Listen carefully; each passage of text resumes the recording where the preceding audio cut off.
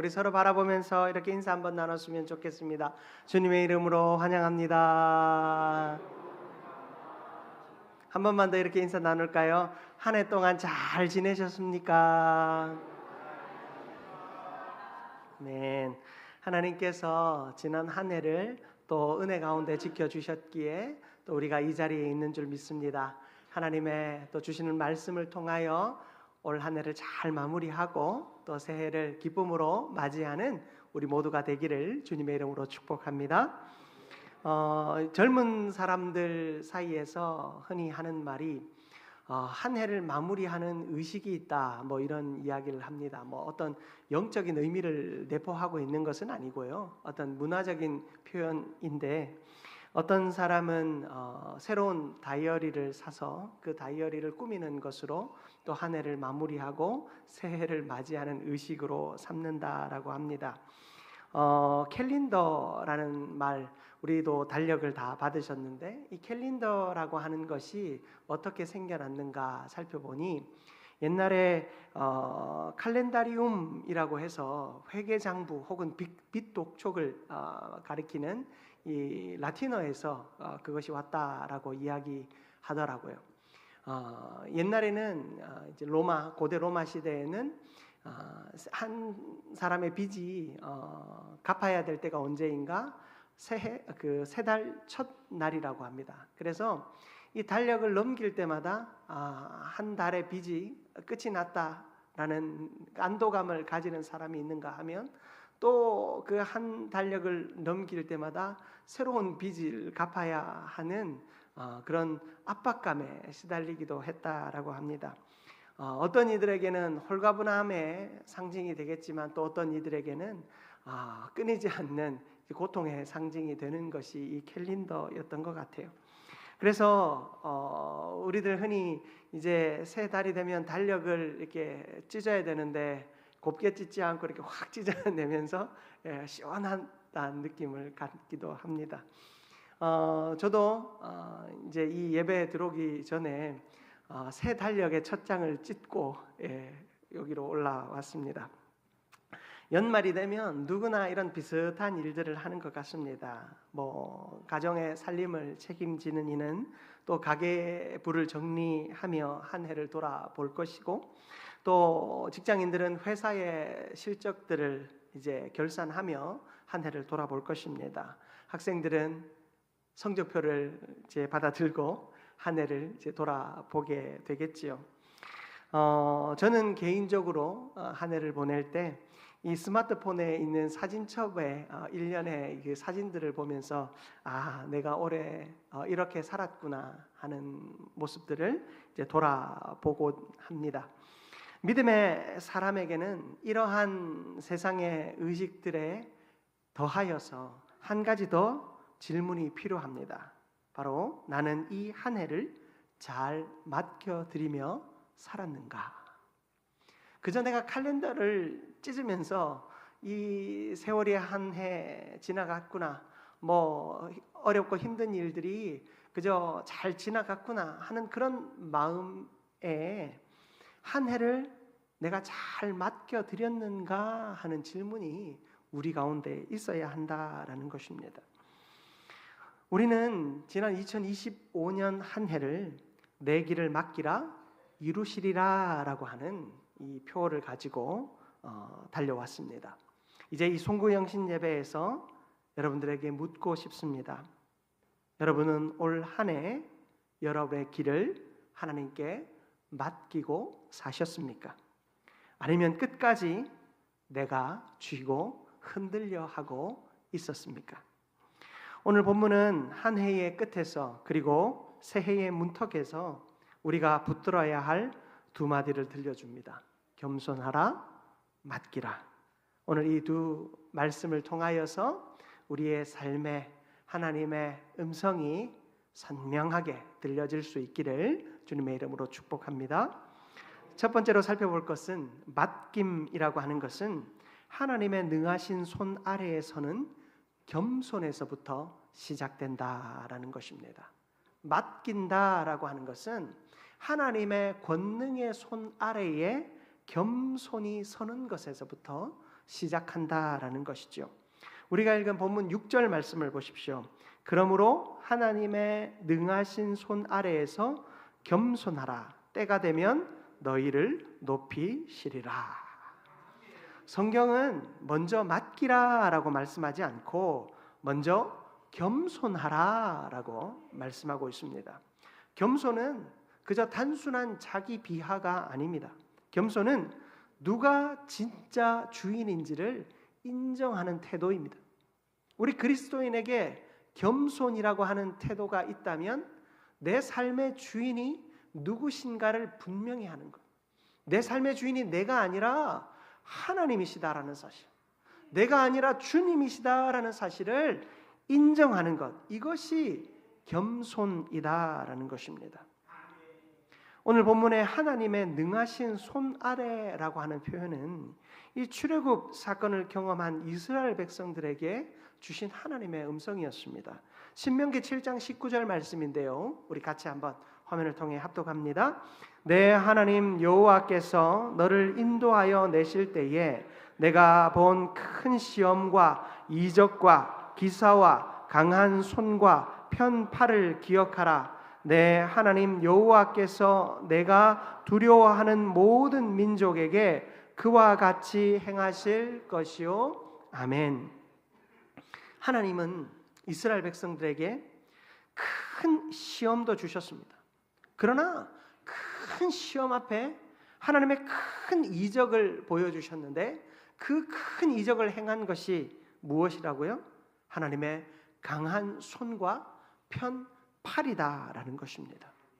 하나님의 강한 손이 이스라엘 백성들을 이끌고 하나님의 큰 팔이 이스라엘을 향하여 펼쳐질 때에 그들은 하나님 안에서 승리를 맛보고 안식을 누렸다라는 사실입니다. 그러므로 우리는 하나님의 그 능하신 손 아래 서야 합니다.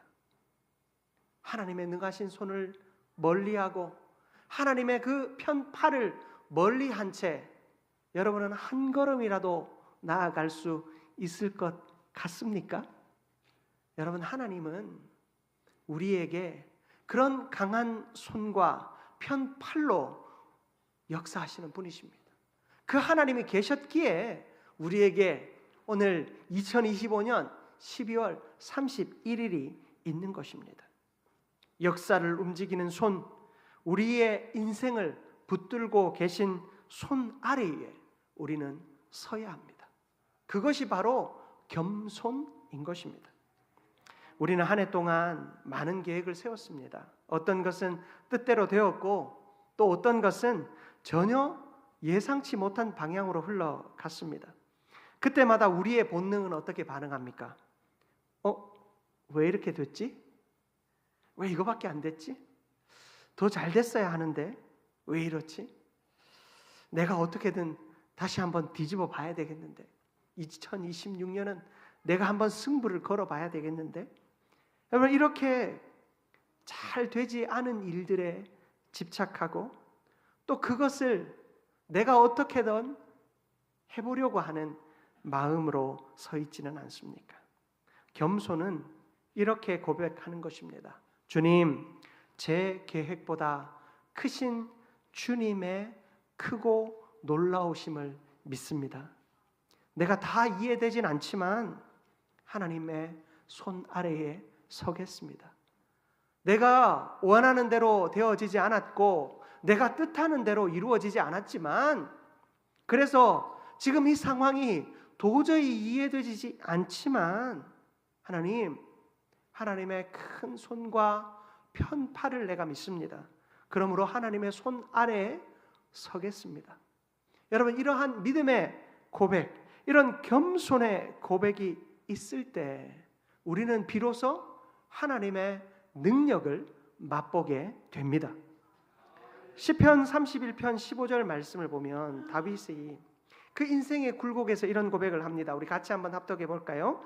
나의 앞날이 주의 손에 있사오니 내 원수들과 나를 핍박하는 자들의 손에서 나를 건져 주소서. 아멘. 내 앞날이 누구의 손에 있다고요? 주의 손에 있다고요. 여러분, 다윗은 광야에서 쫓기면서 아무에게나 쫓겼나요? 한 나라의 왕, 권력자, 군사를 이끌고 군수를 통치하는 그 왕에게 이끌림을 받았어요. 그 쫓김을 받았어요. 그 왕이 그를 죽이려고 달려들면 피할 곳이 없는 것이 그의 인생입니다. 그러나 그런 그의 인생이 하나님 앞에서 고백합니다.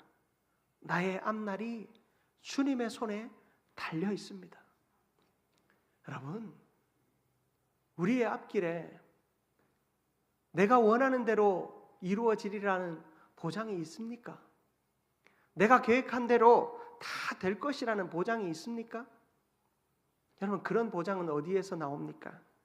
나의 앞날을 주님께 맡기는 그 순간부터 하나님이 우리의 인생을 책임져 주심으로 우리의 인생이 하나님의 뜻대로 되어질 줄 믿습니다. 2025년을 돌아보며 우리는 이렇게 묻고 싶습니다. 나는 내 인생의 때를 내 손에 쥐고 살았는가? 아니면 하나님의 손에 맡기고 살았는가? 지금이 때라고. 지금이 내가 성공할 때고, 지금이 내가 한 건 할 때고, 지금이 내가 한탕할 때라고 생각하며 내 손에 쥔 것을, 그 움켜쥔 것을 바라보며 헛된 욕망을 품고 있었습니까? 아니면 내 손을 펴서 하나님께 맡겨드리는 그 순종의 삶을 사셨습니까?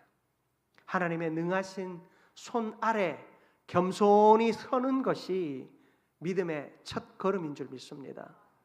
여러분, 우리가 지금까지 어떻게 살아왔든 바로 지금 이 순간부터 하나님의 손에, 그 손 아래에 서시기를 바랍니다.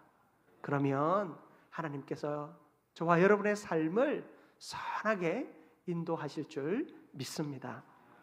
두 번째로 살펴볼 것은, 맡김이라고 하는 것은 내 안의 염려를 실제로 내려놓는 행위입니다. 여러분, 맡긴다라는 것은 그저 하나님 앞에 내가 립 서비스 하는 거 아니에요. 하나님, 내가 하나님 의지합니다, 맡겨드립니다, 그저 말로만 하는 것이 아니라는 것입니다. 내 안의 염려를 실제로 내려놓는 행위가 바로 맡김이다라는 것입니다. 여러분, 7절을 이어서 보십시오. 너희, 같이 한번 읽어볼까요? 너희 염려를 다 주께 맡기라. 이는 그가 너희를 돌보심이라. 아멘. 여러분, 여기서 중요한 단어는요, 다입니다. 다. 너희 염려를 어떻게 주께 맡기라고요? 다 주께 맡기라는 거예요. 우리는 흔히 이렇게 말합니다. 큰 일은 하나님께 맡기고 작은 일은 내가 알아서 해야 되겠다. 자녀 문제나 관계 문제나 현실적인 염려는 사실 여전히 내 손에 움켜쥔 채 하나님께 맡겨드리지 않습니다. 기도는 하지만 실제 마음에는 그래도 결국 내가 책임져야지, 나밖에 할 수 있는 사람이 없지, 그렇게 생각하는 것 같아요. 계속 마음을 굴리고 머리를 굴리고 밤잠을 설칩니다. 기도해야지요 목사님, 기도합시다 하면 기도해야지요 목사님, 밤새 고민하다가 돌아와요. 우리가 큰 일은 하나님께 맡기고 작은 일은 내가 어떻게든 해보겠다, 사실 어떻게 보면 그게 믿음 있는 말 같지만 여러분, 작은 일, 큰 일 하나님께 내가 맡길 수 있느냐 없느냐, 내가 그것을 하나님께 맡기느냐, 그것은 입으로 그저 생각으로 하는 것이 아니라 진짜 맡겨야 한다는 것입니다. 여러분, 베드로는요 다 맡기라고 오늘 말씀을 통해서 고백하고 있습니다. 이것은 단순히 어떤 우리에게 들려줄 좋은 문장이 아니라 믿음의 결단을 요구하는 명령입니다. 다 맡기라. 이것은 맡겨도 되고 안 맡겨도 되는 것이 아니라 믿음의 결단을 요구하는 명령입니다. 베드로가 우리를 향하여 명령하고 있는 것입니다. 우리가 한 해를 돌아볼 때 2025년을 통과하는 동안 우리의 마음을 붙들고 놓지 못하게 했던 염려들이 있을 것입니다.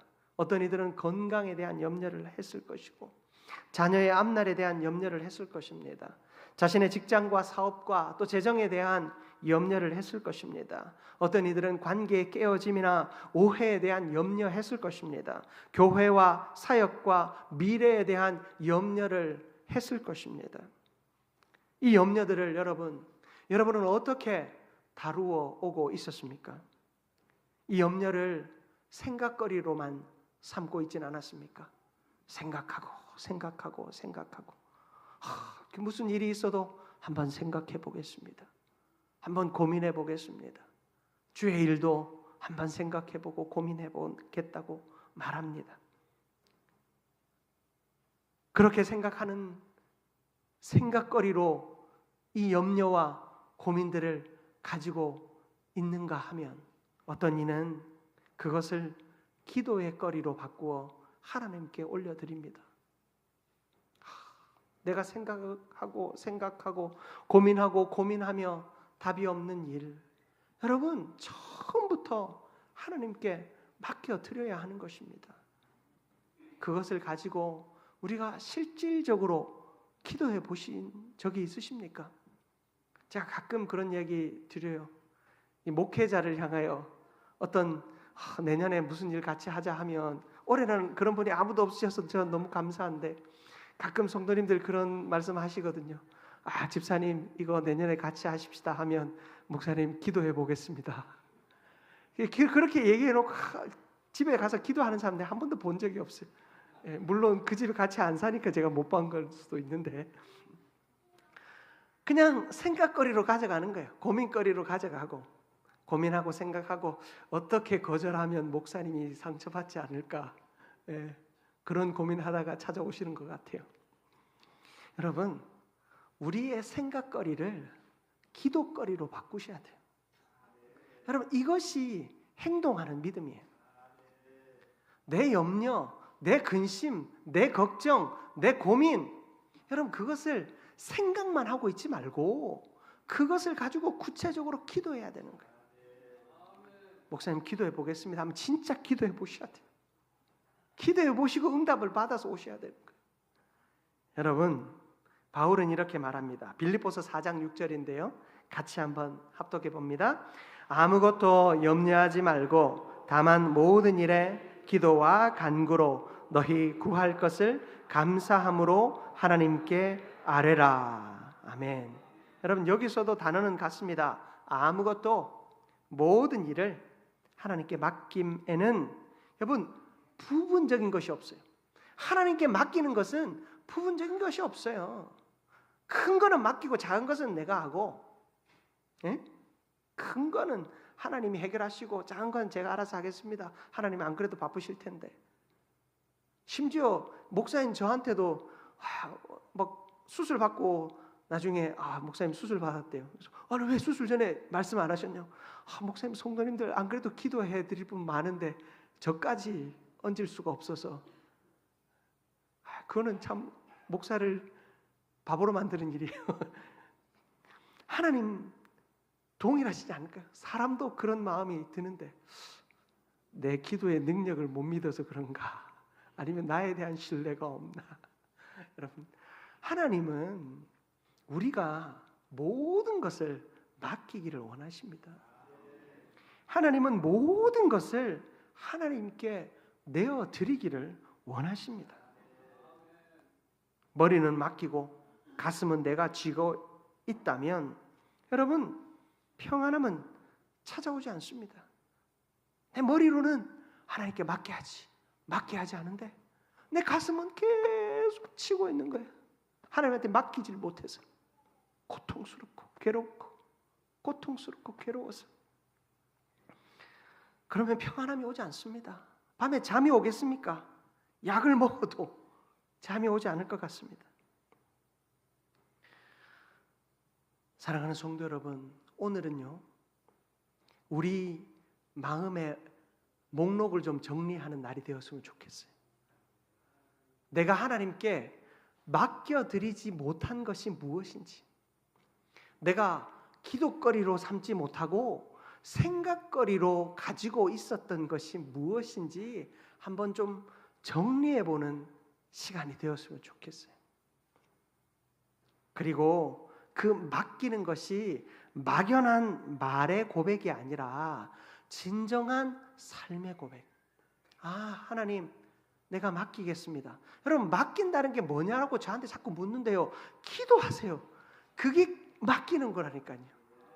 여러분, 하나님 앞에 그 문제를 가지고 구체적으로 기도하십시오. 제가 지난주에 여러분 그 가족의 그 기도 제목을 써서 달라고 했죠. 써오셨습니까? 지금 믿음 없어서 한 절반쯤 안 써오신 것 같은데 다음 주에 꼭 써오세요. 여러분, 제가 여기 앉아가지고 뭐 기도하겠습니까? 여러분 주신 기도 제목으로 기도하고 교회를 위해서 기도하는 게 제 사명이고, 제가 그거 안 맡겨드리면 여러분의 그 인생의 짐을 다 짊어지고 제가 빨리 죽을 것 같아요. 여러분, 우리는 하나님 앞에 모든 것을 내어드리는 삶을 살아야 돼요. 저는 여러분의 인생이 제 기도거리가 되었으면 좋겠고, 여러분의 고민거리들이 하나님 앞에서 기도거리가 되었으면 좋겠어요. 이제 오늘 이 예배를 마치고 나면 우리 인생에 고민거리로 붙잡고 있는 일 하나도 없이 다 기도거리로 하나님 앞에 온전히 아뢰고 고백하고 하나님 앞에 다 내어드리는, 그래서 2026년을 가볍게 산뜻하게 시작하는 저와 여러분들 되었으면 좋겠습니다. 세 번째로, 맡김은 하나님이 돌보신다는 확신으로 새해를 여는 믿음이에요.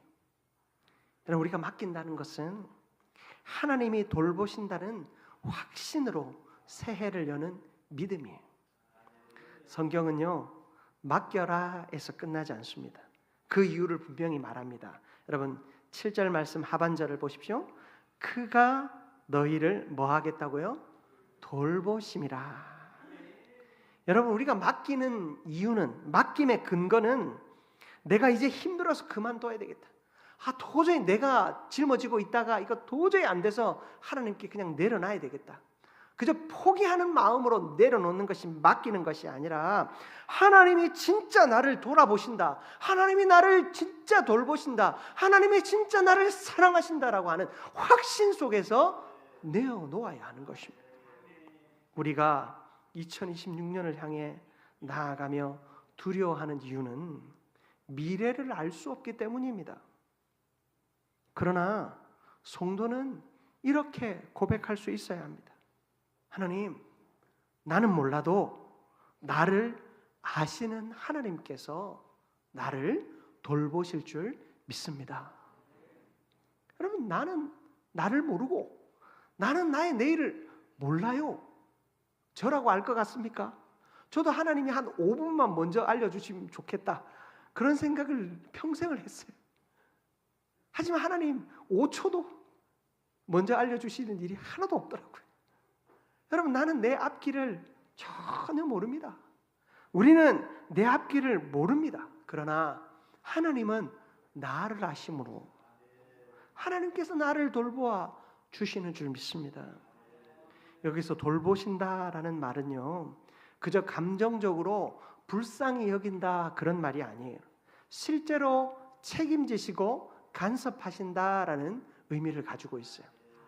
하나님이 우리를 돌보신다라고 하는 것은 실제로 우리의 삶을 책임지시고 우리의 삶을 간섭하시는 분이 하나님이시라는 거예요. 하나님은요, 우리의 인생을 방해하지 않으십니다. 그러나 하나님은 우리의 인생을 세밀하게 살피셔서 간섭하시며 책임지시는 분이십니다. 베드로는 지금 이 베드로전서 5장의 이 고백을 그저 이론으로 써놓은 게 아니거든요. 그는 주님을 3번이나 부인했어요. 주님을 3번이나 부인하는 그 실패 앞에서 부활하신 주님이 그를 찾아오셨죠. 그래서 주님이 말씀하십니다. 네가 나를 사랑하느냐? 3번이나 물으시고 주님은 그에게 내 양을 먹이라 말씀하셨습니다. 예수님은 그의 실패 속에서도 끝까지 돌보시는 목자로 찾아오셨습니다. 사랑하는 성도 여러분, 우리의 기도 가운데 제일 많은 것이 뭡니까? 하나님을 향하여 회개하는 거 아닙니까? 하나님, 내가 잘못했습니다. 하나님, 내가 하나님 말씀 들었으면, 하나님의 인도함을 받았으면, 그때 내가 기도했으면, 그때 하나님의 뜻대로 했으면 지금 이렇게 되지 않았을 텐데. 여러분, 그런 고백이 우리에게 제일 많지 않습니까? 왜 그렇습니까? 우리의 인생은 원래부터 약한 인생이기 때문입니다. 우리의 인생은 처음부터 죽었던 인생입니다. 그런 인생을 예수 그리스도께서 십자가에 달려 죽으셨다 사흘 만에 다시 살아나심으로 완전히 죽었던 나를 살리셨습니다. 그 주님의 사랑은요, 변하지 않습니다. 주님께서 그때 한번 나를 살려주셨으니 그 다음은 너 마음대로 살아, 아니라는 거예요. 그때 우리를 살려주신 하나님께서는 지금도 앞으로도 영원히 우리의 주인이 되시고 우리를 돌보아 주십니다. 그런 주님을 신뢰하는 저와 여러분들 되기를 축복합니다. 여러분, 2025년 우리의 표 내 길을 맡기라 이루시리라, 이 표의 주제 말씀이 시편 37절 5절이거든요. 우리 다시 한번 기억하는 마음으로 한번 합독해 봅니다. 내 길을 여호와께 맡기라. 그를 의지하면 그가 이루시고. 아멘. 내 길을 여호와께 맡기라. 그를 의지하면 그가 어떻게 한다고요? 이루시고. 여러분, 우리 이 말씀 붙들고 1년 달려왔어요. 이제 기억나십니까? 여러분, 이 말씀 이제 2025년이 끝이 났으니 이 말씀도 끝이다? 아닙니다. 여러분, 이 말씀을 다시 한번 기억하며 앞으로의 우리의 인생 속에 하나님께 맡기는 인생 될 수 있기를 축복합니다. 우리 서로 바라보면서 한 번만 물어봤으면 좋겠어요. 올 한 해 잘 맡겨드리며 사셨습니까? 예, 묻는 것 자체가 지금 소리가 적은 거 보니까 묻는 나 자신이 지금 부끄러우신 것 같아요. 그럼 이렇게 한번 고백해 보십시다. 지금이라도 잘 맡겨드리겠습니다.